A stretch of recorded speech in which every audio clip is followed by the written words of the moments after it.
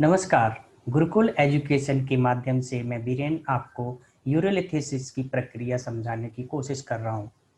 यूरोलिथेसिस अर्थात stone formation in urine, urine में या फिर यूरिनरी ट्रैक्ट में कहीं भी स्टोन का फॉर्मेशन होता है या पथरी का बनना होता है, उसी को हम यूरोलिथेसिस कहते हैं।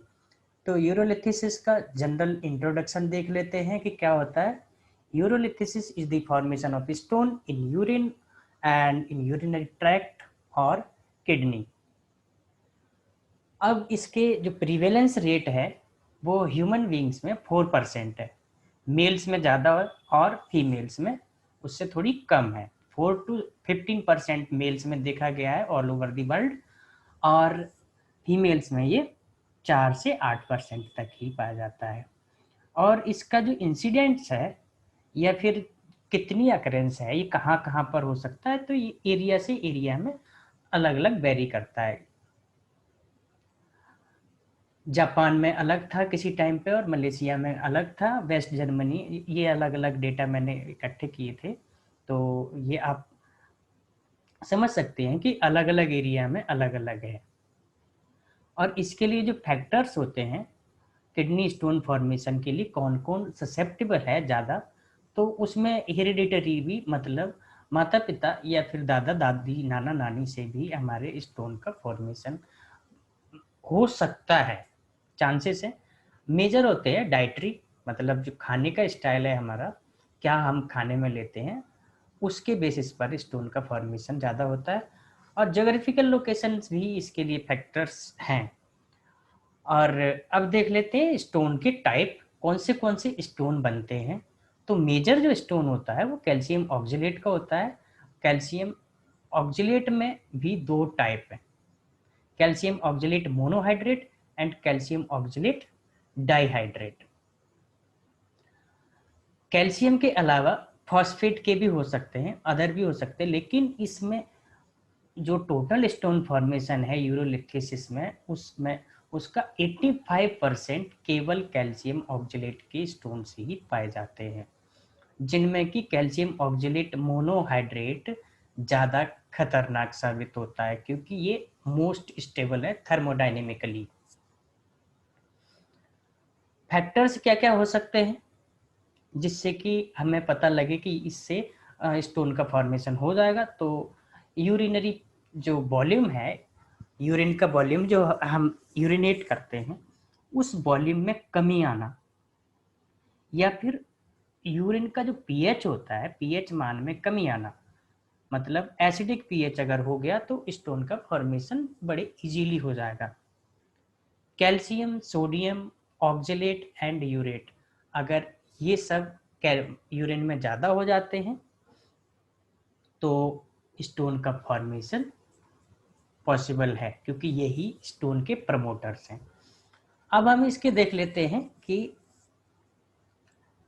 जनरल जो मैकेनिज्म है किडनी स्टोन फॉर्मेशन का वो क्या है। तो यहाँ पर मैंने एक पेपर से लिया है इसको, तो मैं क्रेडिट उन्हीं को सारा देना चाहूँगा कि मैंने उनका फिगर यूज किया है यहाँ।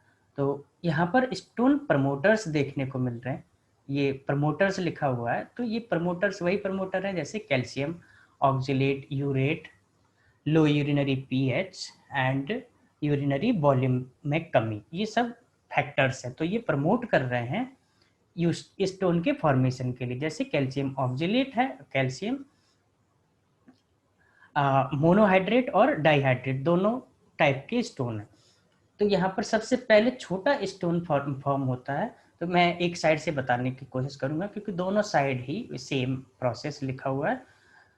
प्रमोटर्स जैसे ही आते हैं तो न्यूक्लियस होता है स्टोन का, वो इकट्ठ बनना शुरू हो जाता है।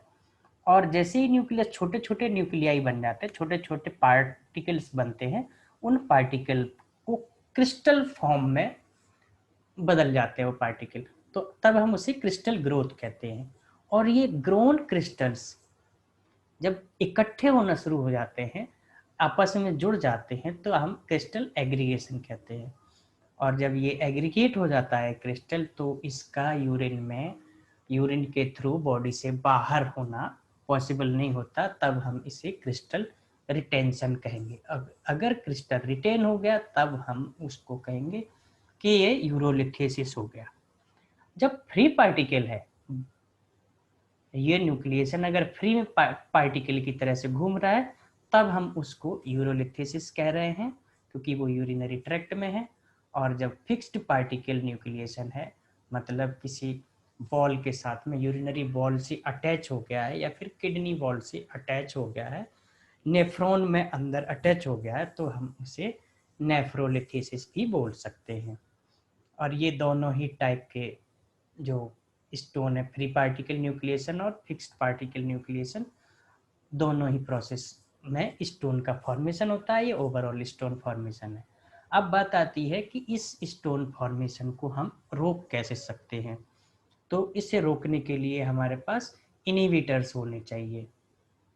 इनहिबिटर में कोई मेडिसिन हो सकती है, या फिर डाइटरी जो इम्बेलेंस है हम उसे बैलेंस कर सकते हैं, या फिर डाइट में हम वो चीजें ना लें जो स्टोन के प्रमोटर्स।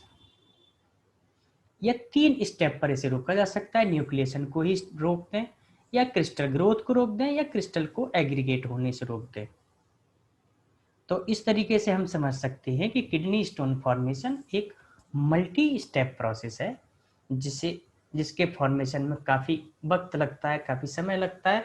और इसे रोकने के लिए भी हम कई स्टेप पर रोक सकते हैं। ये जो फॉर्मेशन और जो इनहिबिशन के जो स्टेप है, न्यूक्लिएशन है, एग्रीगेशन है और क्रिस्टलाइजेशन है।